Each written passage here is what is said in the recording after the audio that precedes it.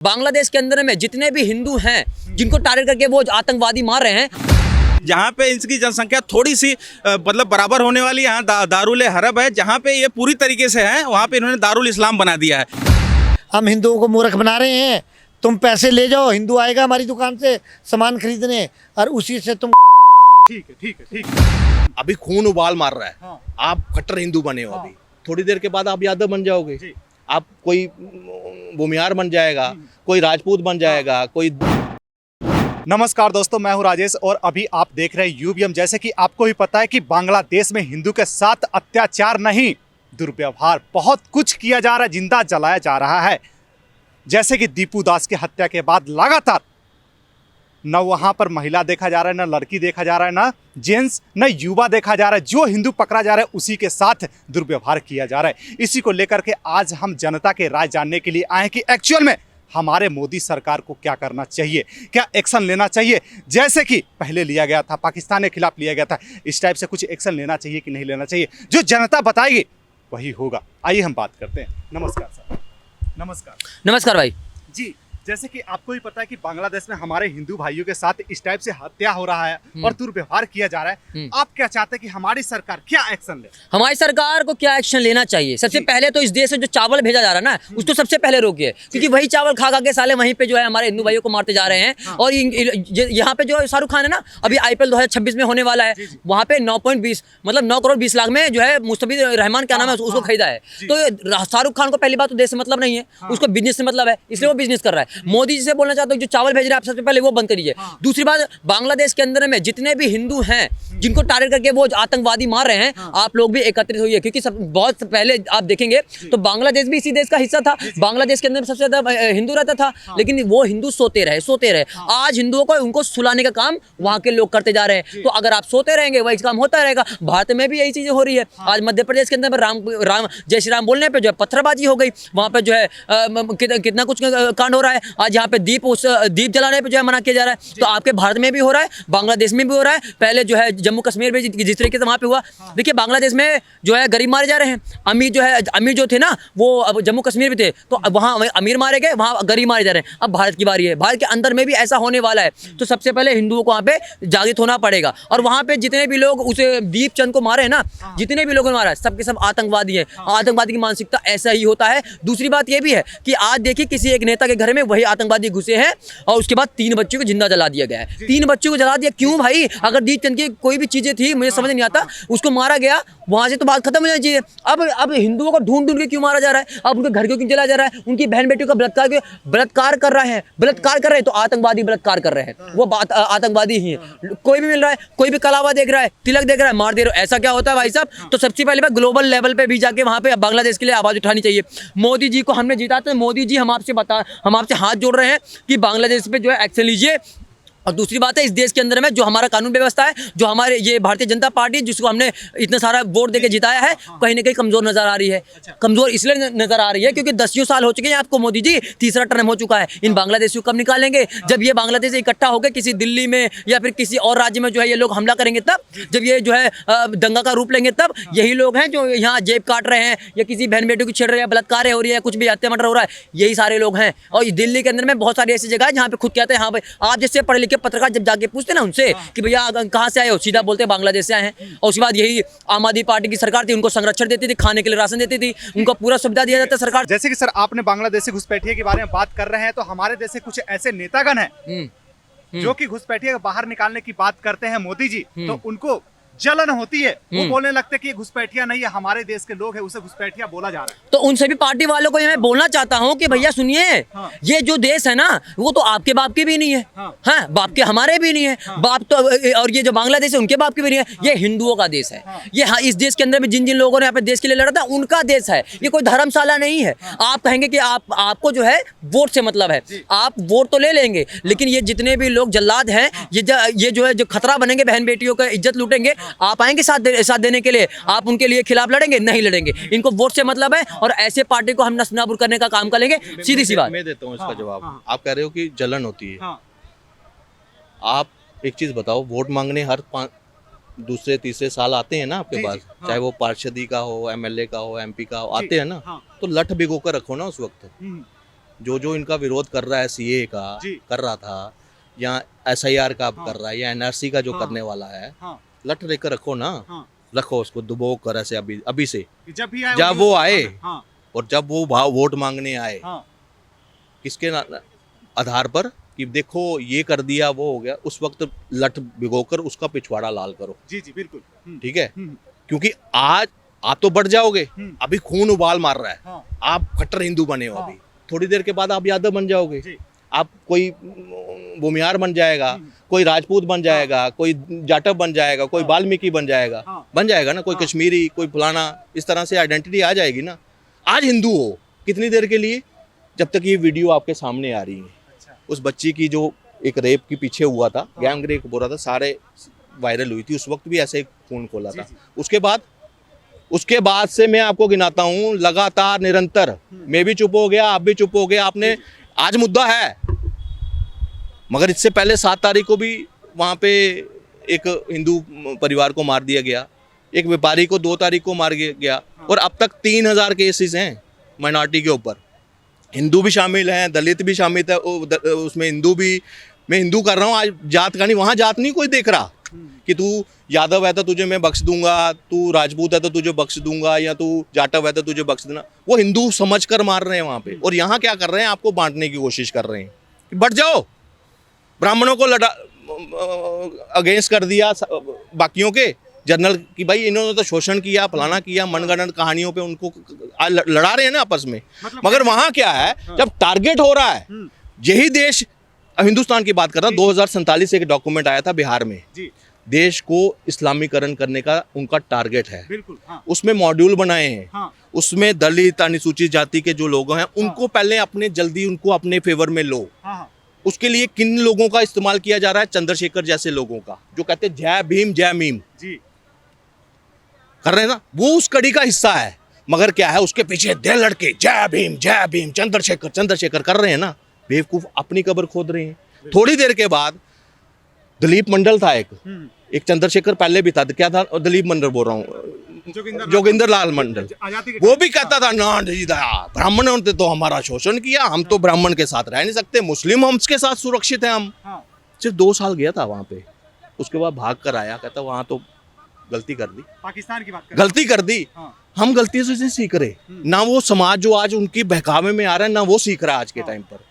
वही चीज दोबारा दोहराई जाएगी। देश को 2047 में कांग्रेस का पूरा प्लान था, हर तरह से वक्फ बोर्ड के नाम पर 8 लाख एकड़ से ज्यादा भूमि जो है ना उनको दान कर दी, देवभूमि पे कब्जा करवा दिया। आज हिमाचल में कब्जा करवा रहे हैं, जम्मू कश्मीर में तो रोशनी एक्ट के तहत इसी गुलाम नबी आजाद ने जी जी, हाँ, पूरा बटिंडी शटिंडी पूरी जम्मू को घेर कर रखा हुआ था। कहाँ सुनो, कहाँ बांग्लादेश और कहाँ जम्मू, वहां पे डेमोग्राफी बदल रहे हैं, बांग्लादेशियों को बसा बसा कर अपनी बेटियां दे रहे हैं, उनके बेटों के साथ शादियां करवा रहे हैं। ये डेमोग्राफी चेंज आप क्या हो, आप क्या हो, 2 दिन करोगे, कुछ है प्लानिंग है आपके पास? आप 4 आदमी किसी बांग्लादेशी बख्शी के बाद बाहर जा नहीं सकते। ओवैसी आएगा या उसका कोई पिल्ला आएगा या अखिलेश यादव का पिल्ला आएगा, वो क्या करेगा, FIR करवा देगा आपके ऊपर। कहाँ हिंदुत्व निकालोगे? अभी हुआ था ना पीछे, कुछ भाई हमारे गए, FIR कर दी, किसने, शोएब जमाई ने, उनको जेल में डाल दिया, उनके ऊपर केस डाला कि देखो ये वहां जाकर यहाँ के मुसलमान, वो मतलब पूरी पता था कि ये बांग्लादेशी बस्ती थी, उनके पीछे खड़े होने के लिए बिंदा कराते जो है ना सुप्रीम कोर्ट में खड़ी हो जाती है जब बुलडोजर चलने आता है। मगर आपके साथ कोई है, आपका हिंदू भाई कोई फूक कर भी आए इनकी बस्ती को, आज के टाइम पर जिस तरह के हालात बने हैं, कोई पीछे खड़े होने वाला है? बिल्कुल नहीं है। तो ये सोचिए कि उबाल मारेगा थोड़ी देर, मैं भी चिल्लाऊंगा, थोड़ी देर के बाद 3000 केस वहां हुए, क्या पाकिस्तान में बंद हो गए? वहां पे भी तो दिल्ली चल ही रहा है, बेटियों का अगवा कर कर उनको धर्म पर परिवर्तन किया जा रहा है। मगर क्या है, हमारा सिलेक्टिव, जब कोई सामने आता है, हाँ आपको इसमें रिएक्शन देना है, कईयों के लिए कंटेंट है, ये वीडियो बनाने का कंटेंट है, फॉलोअर्स बढ़ेंगे, ये वीडियो चल रहा है यार, क्या बांग्लादेशी हिंदू चल रहा है। दर्द है, ये दर्द किसको होना चाहिए? आज हमारे बीच में पुलिस भी रहती है, बांग्लादेशियों को आइडेंटिफाई करना मेरा काम नहीं है, किसका है? पुलिस का, एजेंसीज का। क्या वो हिंदू नहीं है? वो कौन सी पढ़ाई पढ़कर आ रहे हैं कि उनको दिख ही नहीं रहा कि हमारे बीच में खतरा पड़ रहा है। यहाँ पे गाय काटते हैं यहाँ पे हमारे लड़के आधी रात को घर छोड़कर ठंड में, जैसे फिल्मों में होता है ना चेजिंग, कार चेजिंग होती है, कार चेजिंग होती है।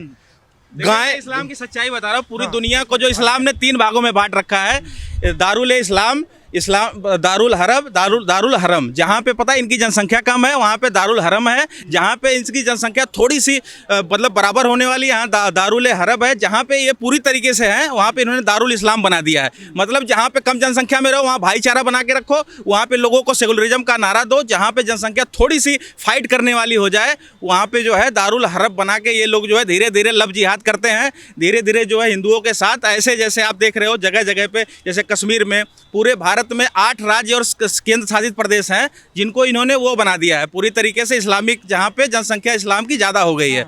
तो आप इस तरीके से देखो पूरी दुनिया में ये लोग जो है 2047 में गजवाए हिंद का जो विजन बना रखे थे ये उसी तरीके से जो है ये पूरे तरीके से कामयाब अब तक हो जाते। लेकिन अगर 2014 में मोदी सरकार ना आई होती तो अब तक ये पूरे भारत को जो है जो दारुल इस्लाम इनका जो गजवाए हिंद का जो सपना है वो पूरे तरीके से आगे बढ़ते हैं इसमें। लेकिन थोड़ा सा क्या है कि ये जो राष्ट्रवादी सरकार आई हुई है, जो हिंदुत्व की सरकार है, 2000 आप समझो कि 800 सालों बाद कोई ऐसी सरकार आई है जो हिंदुत्व की बात करती हो। 800 सालों का मेरा क्या मतलब है, आप जो गुलाम वंश से देखोगे आज तक अंग्रेजों के बाद जो है उसके बाद कांग्रेस पार्टी की सरकार आई जिसने पूरे तरीके से एनसीईआरटी का सिलेबस बदल डाला। आप पहला जो मौलाना अबुल कलाम आज़ाद जो शिक्षा मंत्री रहे उन्होंने क्या किया, उन्होंने कांसी प्रेसी के तहत पूरे तरीके से यहाँ तक यूपीएससी पास लोग किए हैं, तमाम आईएएस हमारे देश में आईएएस आईपीएस हैं, आईएफएस हैं, जो पूरे दुनिया में जो छाए हुए हैं वो क्या एक झूठी एनसीईआरटी पढ़ के आईएएस आईपीएस हुए हैं। हमें ये पढ़ाया गया, हमें आप बता दो पूरे हमने जो है मलेशिया तक श्रीलंका तक व्यापार किया, पूरे दुनिया में हमने राज किया, लेकिन हमें वो चीज़ें नहीं बताई गई। वो मुगल आए जो वो उसमें रहा करते खाना बदोश लोग जो वहाँ से अफगानिस्तान से होके जो है खाना बदोश लोग जिनको ना बोलने का ढंग था ना कपड़े पहनने का ढंग था, उन लोगों की जो है इस्लामिक कला हमें बताई जाती है। आप एक बात बता दो, जो भारत में इतनी इमारतें हैं, भारत में जो इतनी इमारतें हैं इतनी भव्य जो है, ये यहाँ तक सऊदी अरब में क्यों नहीं है, इराक में क्यों नहीं, ईरान में क्यों नहीं? इसका मतलब जो भी कला है वो हमारे देश में थी। बिल्कुल बिल्कुल। तो ये पूरी सर जैसे कि चंद्रशेखर जो रावण है उनका कहना था, अभी कुछ दिन पहले उन्होंने बोला था कि मुस्लिम के साथ अगर कुछ होता है तो हम सबसे पहले खड़ा रहेंगे। दलित के नेता मानते हैं जैसे कि बांग्लादेश में हुआ तो उनका क्या कुछ टिप्पणियां होनी चाहिए थी? मैंने पूछा उस चंद्रशेखर को भी पूछूंगा, क्या बांग्लादेश में दलित नहीं है, अनुसूचित जाति के लोग नहीं है, जाटव नहीं है, वाल्मीकि नहीं थे, पाकिस्तान में नहीं थे? ये लोग जो है ना, ये वो कहते हैं ना भेड़ की खाल में भेड़िया, ये वो भूमिका निभा रहे हैं आज के टाइम पर। ये अंदर से इन्होंने खतना भी करवा दिया है, मगर क्या कर रहे हैं कि बीच में घुसेंगे और उनको बरगलाएंगे और जहां लेना होगा उनको, उस समाज को जहां अगर कुएं में खड्डे में डालना है तो वो खड्डे में जाएंगे। अच्छा, समझ आई बात? ये लोग जो है ना एज ए पपेट की तरह उनके एजेंडे को, उनके ऐसे टूल किट के एक प्यादे की तरह ये काम कर रहे हैं। आज जातिवाद के नाम पर हिंदुस्तान को विभाजन करना, क्यों? हिंदू संगठित हो रहा है। हिंदू एक राजनीतिक पक्ष भी है इसका। राजनीतिक पक्ष क्या है कि अब मोदी को हराना है तो हिंदू को करना होगा और मुसलमानों को इकट्ठा करना पड़ेगा। अच्छा, हाँ हाँ बिल्कुल, वोट बैंक तो उसी का है ना। अब मुझे एक चीज बताओ, SIR हुई, सिख को तकलीफ हुई कोई? नहीं। जैन को, बौद्ध को, हिंदुओं को थी? हिंदू का कौन रिप्रेजेंट कर रहा था? राहुल गांधी, वो खुद हिंदू है। मगर क्या है, सत्ता का लालच है, हिंदू को बांटना है, तभी तो उनकी सरकार में घुस पाओगे। अगर हिंदू संगठित होकर हिंदुत्व के नाम पर वोट देगा तो ये 50 क्या 1000 साल नहीं आने वाले। तो वो षड्यंत्र के तहत क्या रहा है, आपको बरगलाया जा रहा है। और इसमें मैं देखता हूँ इंटेलेक्चुअल लोग जो अपने आप को कहते हैं, जो जज हैं, IPS हैं, वो भी एक माइंडसेट ना कहीं इनके साथ, क्यों? उनका हित जुड़ा है। क्या कांग्रेस खाती थी और खिलाती थी? यहाँ मोदी राज में क्या है, देश का विकास पहले। ये खाने पीने वाली चीजें नहीं है यहाँ पे। अब कोई मिडमैन नहीं है जो 1 रुपया चलेगा और 15 पैसे ही 10 पैसे ही पहुंचेंगे आम जनता तक। नहीं, अगर 1 रुपया चल रहा है तो 1 रुपया पहुंच रहा है, मिडलमैन खत्म। आप बहुत देर से बोलना चाह रहे हैं सर। हाँ, देखिए सबसे पहले क्या है, जो हमारी सरकार है, हमारी सरकार अच्छी कर रही है, काम अच्छा कर रही है। कुछ लोगों में भ्रम फैलाया जाता है कि मोदी ये नहीं कर रहा जी, सनातन की सरकार है, वहाँ पे हिंदुओं को क्यों नहीं बचाया जा रहा। पर कहीं ना कहीं कमियां जो है हमारे अंदर है। देखो, एक संत को आपने 240 पे लाके विसाखियों के सहारे खड़ा कर दिया, तो वो क्या, आप क्या चाहते हो कि वो लठ लेके खुद जाए लड़ने? ये कहीं ना कहीं हमारी कमियां हैं। हमें घरों से निकलना पड़ेगा और सनातन को एकजुट होना पड़ेगा। एकजुट कैसे होगा? जो हमारे बड़े बड़े बाबा हैं, कहने को तो हमारे संगठन जो है 291 है। हिंदुओं की जो लड़ाई लड़ते हैं 291 संगठन है, पर वो कोई भी संगठन जितने भी हैं सनातन के लिए असली मायने में काम नहीं कर पा रहे हैं। क्यों नहीं कर पा रहे हैं? उनको लंगर चलाने हैं बड़े बड़े, उनको बड़े बड़े इवेंट करने हैं, और नीचे तबका जो गरीब लोग हैं उनकी तरफ ध्यान नहीं जा रहा। क्यों नहीं जा रहा? क्योंकि उन पे ध्यान देना पड़ेगा। आज अगर मान लो छोटे लोग हैं, झुग्गी बस्तियों में जाओ, ऐसा नहीं है कि रोंगे ही हैं, वहाँ पे हिंदू भी हैं, उन पे उनकी शिक्षा पे ध्यान देना पड़ेगा। उनकी अगर मकान टूटा है, मकान नहीं है, तो उनको मकान बना के देना पड़ेगा। जैसे मुस्लिम करते हैं, उनमें कितनी जातियाँ हैं मुसलमानों की, वो एक ही कहते हैं कि हम मुस्लिम हैं। क्यों है? क्योंकि उनकी एकता है। उनका एक पैनल तो आता है टीवी पे बोलने के लिए कि नहीं जी नहीं यार, ये बेवकूफ़ था, गलती कर दी इसने, कुछ ढिंडोरा पीटेंगे, नहीं यार ये बच्चा था, ये तो ना समझता, इससे गलती होगी। कुछ सुप्रीम कोर्ट में बैठे होंगे उनके लड़ने के लिए, कुछ जो लड़ नहीं सकते वो फंडिंग देते हैं। अच्छा, कि आप फंडिंग लीजिए, हम जा नहीं सकते, हम काम धंधा कर रहे हैं, हम हिंदुओं को मूर्ख बना रहे हैं, तुम पैसे ले जाओ, हिंदू आएगा हमारी दुकान से सामान खरीदने और उसी से तुम ठीक है।